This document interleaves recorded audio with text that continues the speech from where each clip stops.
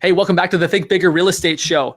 Real estate photography today matters more than ever. My wife and I, for example, toured about 1,000 homes virtually, toured one physically. That was the home we bought. So case in point, real estate photography matters if you want to be a great listing agent. And I'm really excited today to have on the show a gentleman by the name of Darryl Glade. Darryl's the founder and CEO of Stilio.com, which is a marketplace to connect real estate agents and great photographers. They do a full vetting process and training program to make sure that the photographers that they bring to the table understand some very key principles of which we're going to be discussing today. So I want to, first of all, thank Darryl for being on the show today. Darryl, welcome. Thanks for having me, Justin. Looking forward to it. Yeah, based on what you've built, you're a big thinker, which I'm excited to have someone like you who not only has been a top agent, right? For 10 years, you're a top agent in New Orleans, found your passion within kind of this niche of real estate, and now you're pouring into the industry in a different way. So very cool. Excited to have you here to extend really my mission and my passion, which is to help agents think bigger. I know that when that happens, they themselves grow and their business follows suit, which opens up options and impact that they've always wanted. So thank you again for being here. Let's dive into this, Darryl. Yeah. You know, one thought that I've had, actually taught a class this week, as I was mentioning to you previously, called Becoming a Powerful Marketer Through Storytelling. And I believe this, that the great marketers and great agents out there don't just say, hey, let me show you a house, right? They say, let me tell you about what your story, what your life would look like living in this house. There's a much deeper emotional connection, and people really start to see their story transform into having that home be a part of it. Yep. How do you feel like photography plays a part in helping people see the story, their story being in that home? It's got to be the easiest way to do it. You know, there's a great stat that says 90% of buyers say that the most important part of any real estate listing are the photos. So it's not the flowery language. And if you're trying to tell a story and trying to get a certain message across, the easiest way to do it is by photos. And it's really the cheapest way to do it as well. I mean, it's not a very big investment, and the listing agent and homeowner can work with a photographer to really set the stage to tell that story, to get your point across. So exactly like you were talking about in your presentation, the photos are a key part to accomplishing that goal. You know, so many people, again, I think maybe an indicator of where we're going as a society, right? Facebook was the big deal for a long, long time. They were wise enough for a small investment of $1 billion. They bought Instagram. But what's Instagram? Yep. Instagram is image heavy and text light, right? Yep. So case in point of what you're saying here is that you can have great copy, and you need to have great copy. But if you don't have good photography, no one's ever going to get to your copy. Yeah, you're exactly right. And you know, to expand that further, in the Instagram generation and in Facebook still, all anybody cares about is content. All these agents are trying to create content to get their own personal brand across and to get that listing information across. It's photos. So if you commit to getting great photos on all your listings, you've got all that content built in right there, ready for you to extend your brand and to get that listing messaging across. And it's just so easy. All you got to do is get your listing photographed, and then right there you got 20 or 30 pieces of content ready for you to post to extend your brand online. Well, how important it is, you're right, because you're not just listing a home, you're listing your business, if you will, right? You're demonstrating what kind of marketer you are. And I believe that when people evaluate a real estate agent, it used to be just on like, who have your friends use and who do you trust? And I believe that now people have more of a discerning eye. Yes, they want to know that, but they're also vetting you to see if you're also a professional marketer. Yep. Not just a good real estate agent, but are you a professional marketer? Are you showing up in video? Do your images look like they were taken on your phone? Or do they actually look like, and it's amazing, Darryl, that how many agents that I say, boy, you go through the RMLS and you can identify a much higher percentage than you would expect are still doing photos on their own, oftentimes on a mobile device, right? Yeah, I always say our biggest competitor is not necessarily another professional photography company. It's the agent with their own cell phones. Yeah. And yeah, technology is expanding every single day, and the cameras on the phones are just that much better. They're outstanding. But the fact is, you need to know the angles. You need to know which pictures to take. You need to know the camera height.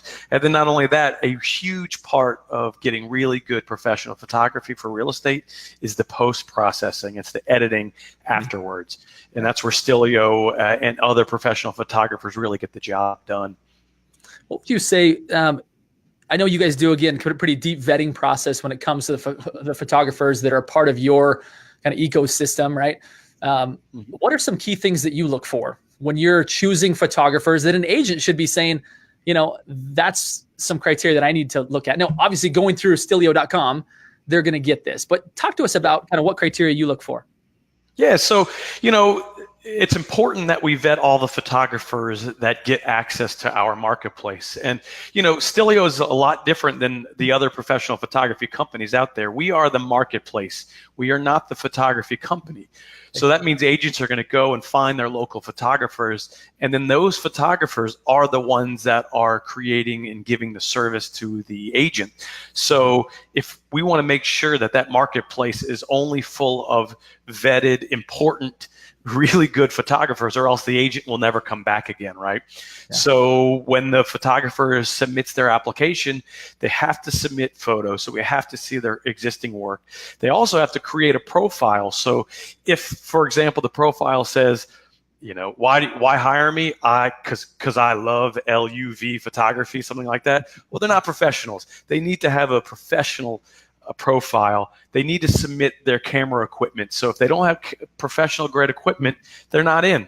And then not only that, they have to take a test. If they can't pass this professional, it's a test for real estate photography, not just general professional photography. If they can't pass the test, they're not live. So these are some of the things that we want to make sure that of the 6,000 applications that we got in the last 6 months all around the country, we are a nationwide marketplace, that only those that are the best can get to the real estate agent. So that we're really taking our time making sure that the top photographers are on our platform. Darryl, when you look at real estate photography, like, what's a pet peeve of yours? What's like, oh my goodness, that's terrible? Like, let me see. I guess two right off the bat I can think of. The easiest example is, you know, look at that window behind me. That's a great example, is the windows of the real estate listing. Yeah. So when you take a normal picture, one of two things is likely going to happen. You're either going to be able to see through the window and have a beautiful shot of outside and the view, but the inside is incredibly dark. You don't see the furniture, for example. Or the exact opposite, which is what you're seeing in here. The window is completely blown out, but you can see the inside. So a good professional photographer knows how to blend those two extremes, those two light levels, you know, to keep it sort of basic and not too technical. And so you can see through the windows and then also see inside the house as well. And that would be one. And then the other would be diverging lines. You want to make sure that the verticals, we can call it, let's see, the corners of the walls and the edges of the door frames don't sort of look away from the viewer and are not vertical. When you're standing in a room, they go up and down. So the photo should be the same as well. So you want to make sure that the verticals aren't diverging lines, in a sense. It is sort of a technical term. And the way that can be solved is obviously correct placement of the camera, the right settings, but then also the post-processing. The right editor makes sure that any sort of slight diverging lines are edited to make sure your verticals are up and down. You know, I remember being a high-end home builder. This is in a previous life. It was probably 2008. We were building a home that was preparing to go into the what was essentially the parade of homes, is what they called it, kind of street of dreams type feel.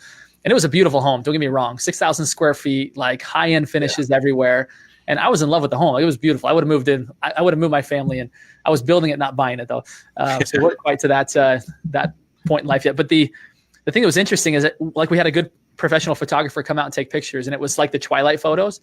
And I thought to myself, like, is that the same house? Like, I already thought it was beautiful, but then I was like, you've got to be kidding me. Like, and in fact, I think I still have those photos somewhere. I was so proud of them. I was like, yeah, I thought I was building a cool house until I saw the photo. I realized, like, you're building a great house. It's amazing what it does. And then even you talked about the twilight photo. There's statistics that show that twilight photos get more clicks than this same house, same exterior, but are a daytime photo. And if you think about it, if you're looking on like an MLS or a Zillow, for example, and there's just a big laundry list of photos of exterior houses, that darker shot of the beautiful twilight with the nice sky is going to stand out more. Yeah. So you're going to click on that more. So, if you're looking for a photographer, you'd love to be able to make sure you get those twilight photos, or even people are doing virtual twilights now, editing daytime photos to make them look like night. Interesting. Yeah. Interesting. Let's talk about this component of storytelling. We touched on it a little bit, but there are certain scenes that you've found really good photographers take that actually don't just show the shell of the home, right? The kind of the nuts and bolts of the home, like here's a bedroom, here's a kitchen, but show life in that, right? Not necessarily bringing in like paid actors or anything, but is there some way to demonstrate that? And maybe it is, you bring people into it. I haven't seen that, but is there some way to demonstrate life in a home as opposed to just a house? Yeah, that's a subtle way of taking the photos, and there is a couple of different schools of thought. That the typical photographer is not necessarily, typical real estate photographer is not necessarily creating art. They're creating a marketing tool to sell the house. And then the other extreme is the architectural digest photography, where it's really beautiful photos that aren't necessarily giving the viewer, the buyer, all the information they need to be able to make a decision on whether or not they want to see the house. But Justin, I think you're right in that you have to encourage them to come take a look at the house, because like you and your wife, you're looking at a ton of houses online and you're not going to go take a look at a bunch. So the storytelling via the photos has to be compelling enough to get them out of their chair, out from behind their computer, and go walk through the house. So there's a nice fine line between just the very basic real estate photography, the shell, plus and then the architectural digest version.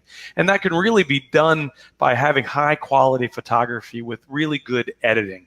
And so you want to make sure that you're giving the viewer a taste of what they could get when they go see it. And what I like to recommend is you can give subtle cues in the photography. And those subtle cues could be, for example, if you have a photo of the entryway, let's say, and in the corner or in the right side of the entryway, you could see the doorway into the living room. And so you can position the camera to give a little more of that doorway into the next room, and then the next photo should be of that room. And so, for example, if that room is purple, or they have a purple wall, let's say a highlight wall, on that second photo, you want to make sure that camera is pointed at that wall. So it's a subtle cue to bring the viewer through the floor plan of the house. And the photographer, the homeowner, the real estate agent can create that story like we're talking about subconsciously almost, by having the photos in a certain order and picking and having one blend off the other. That's really, really interesting. Talk to us a little bit about what a photographer should do, or maybe even a real estate agent should do prior to the photographer coming. Yeah.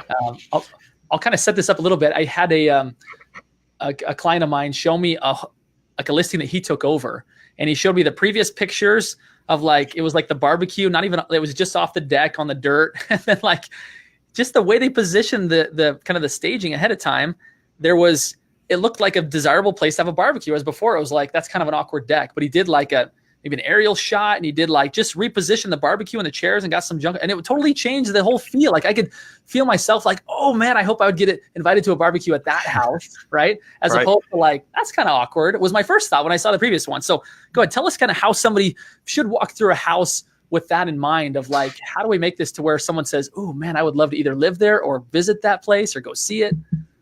Yeah, I would say that the primary responsibility for that setup should fall on the real estate agent, the listing agent's shoulders, because they're the one that's going to make that decision. Most photographers are that. They are really good at photography. They're not necessarily stagers. Yeah. Now, there are the good real estate photographers have an eye for staging and will assist with basic staging setups. So, for example, they should make sure the toilet cover is down, right? And the trash cans are out of view. But in terms of setting the stage, it's really on the agent beforehand to getting that, exactly like you said, making it compelling to want to go and have a barbecue at that house.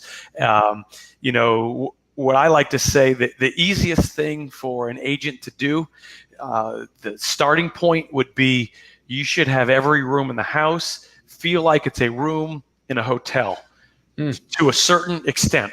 That recommendation is because the things that are typically in a hotel room are there because they're being used for a certain reason. They're not necessarily there just to be there. They're there for a specific purpose. And so, yeah, the homeowner needs to live in the house, obviously. So if it makes having that particular family photo, let's say, if that's really important to them, then leave it.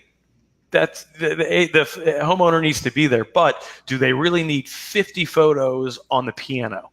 They likely don't. So you want to make it to clear out the ancillary quote unquote junk. Make it so that the things that are in the room are there on purpose. They have a purpose for being on the kitchen countertop. Does the coffee maker need to be out there in the showing? In the photos, likely not. But say there's a paper towel built into the underneath the shelf. Well, making it look taking out the paper towels probably doesn't look very good. So include it. It has a purpose. Yeah. So there's a fine line, and the agent can create that and create that feeling before the photographer gets there, and then use the photographer as a sounding board. These photographers are in hundreds, if not thousands, of houses. So when the agent is there and the photographer gets there, say, hey, how does this look? Look through the camera before the photo is taken, or even after the photo is taken, and say, this is the story we're trying to tell. This is the brand we're trying to create. So maybe we need to move that ottoman a little to the right. And most photographers should be able to tell you right off the bat that this is the staging we're looking for. I love it, man. Such great stuff. I actually interviewed somebody this week, Taz Weatherly, for those of you that haven't seen that episode. In fact, it wasn't even in the episode. It was after the fact. I posted a video within the Think Bigger Real Estate group. And it was a video that she did with her phone while the photographers were doing their work. And I thought that was brilliant. And she said why she's doing it, that her clients deserve to have top grade professional photography done. And it was the what and it was the why, and it set her apart, right? Even though probably most real estate agents actually do that, the fact that she documented it and showed what was happening in the background and had a narrative around that and a real reason as to what that did for the homeowners, I thought that was brilliant. I think, I don't know if you've seen people do that before, but I thought what a great idea if you're doing something at a high level like photography, why not document that, create a story around that? It is such a simple thing to do to increase that brand of the agent. So just getting on the phone and doing a Facebook Live or whatever it may be, or Instagram story, it's just content. As we talked about before, right. The more content that you have that's relevant to what you're trying to get across, the better. And again, making your brand set yourself apart from your competition as a real estate agent. It's such a simple, very cost-effective way of doing it. You're already investing in the photos. You're already going to use it for your listing. Hopefully you'll use it for some of your personal Facebook posts to set yourself apart. And now you've created a video which people love to learn about who you are, your personality, how you present yourself. You're going to get more and more listings from a very simple 30-second free video that you're going to post. Well, it's interesting. I'm friends with a lot of real estate agents. So you can imagine that my news feed, and probably are you as well. Yep. My news feed is filled with real estate agents, organic and some paid, but mostly organic posts. And it's interesting to me how often I will see them do the front elevation of the home as the only thing that they demonstrate from the house. And maybe that's appropriate because that home has an amazing front elevation. But oftentimes there's some component of that house that would actually appeal to people even more. Maybe it's a fireplace that they could then tell a story about their fire. Like there's so many ways to engage people using that content, like you're saying. Like if you're doing good photography, and you should be, and if you're not, I'm going to direct you to Stilio.com to go find a good photographer. Darryl has personally vetted himself. Yeah, absolutely. But this concept of taking that content, I love that you've said that, Darryl, take that content and reuse it. And don't just use the front elevation, and don't just copy the link out of RMLS. Like, that interests about 2% of the people that are going to see it, because only 2% of the people that you are in your friends base are shopping for a home at any given time. But if you can give some component of that home that's really compelling, it's going to appeal to a much, much higher percentage.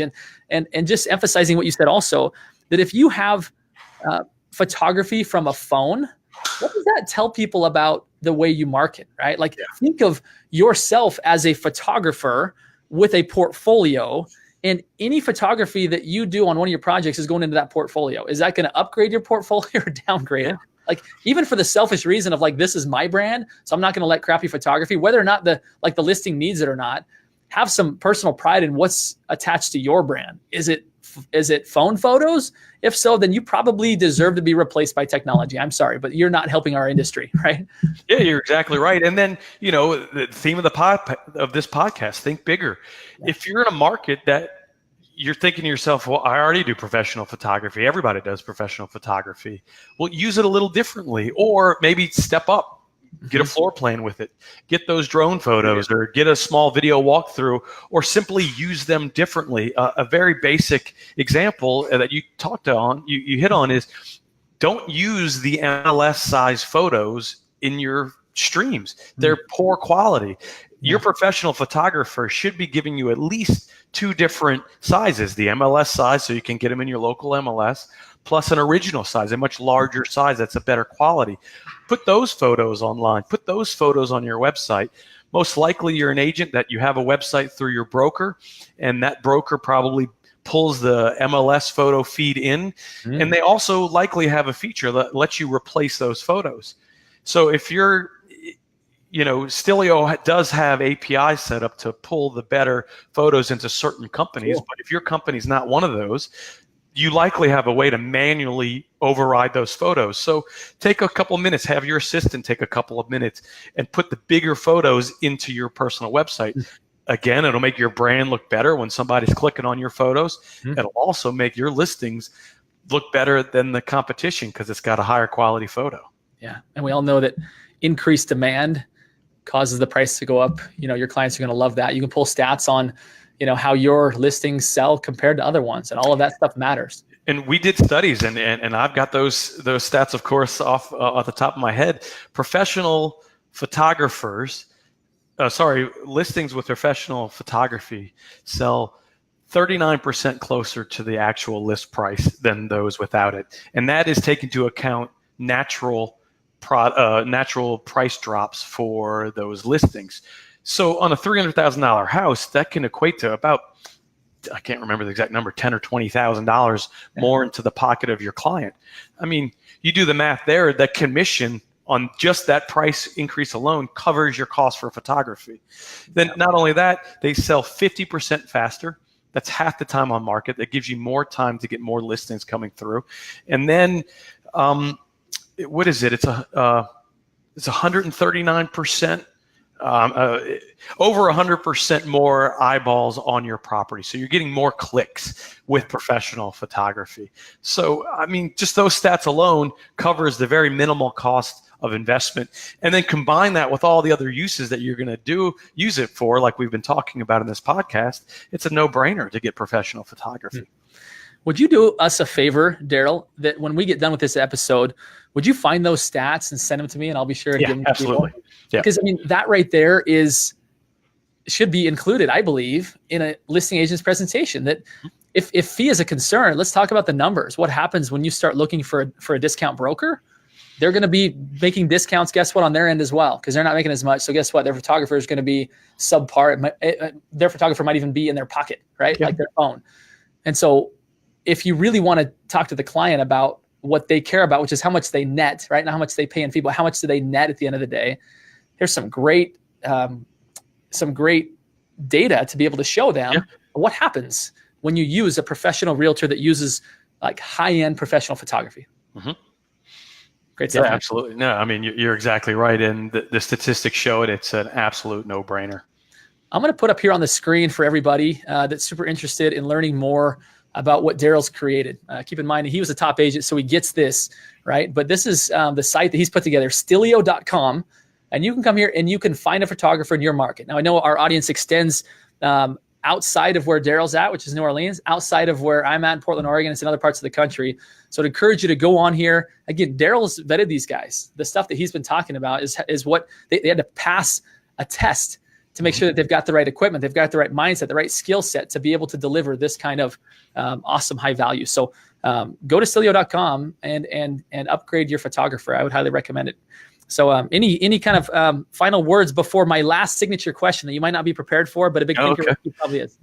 All right. Yeah, I mean, a couple of quick notes. We are in every major market across the country. We're in 48 out of the 50 states. We're on every single island in Hawaii. I mean, we've got a great photographer presence that have been vetted. And one thing that's interesting and unique about Stilio is that you are able to purchase certain products from each of these photographers, and you can purchase Stilio edited photography. So we have a centralized editing facility that gets you the photos back in less than 24 hours. So if you're worried that, all right, maybe you're a good photographer, but I don't know about their editing, you can always choose the products that are Stilio edited. We guarantee the quick turnaround time. We know what we're doing in terms of the editing.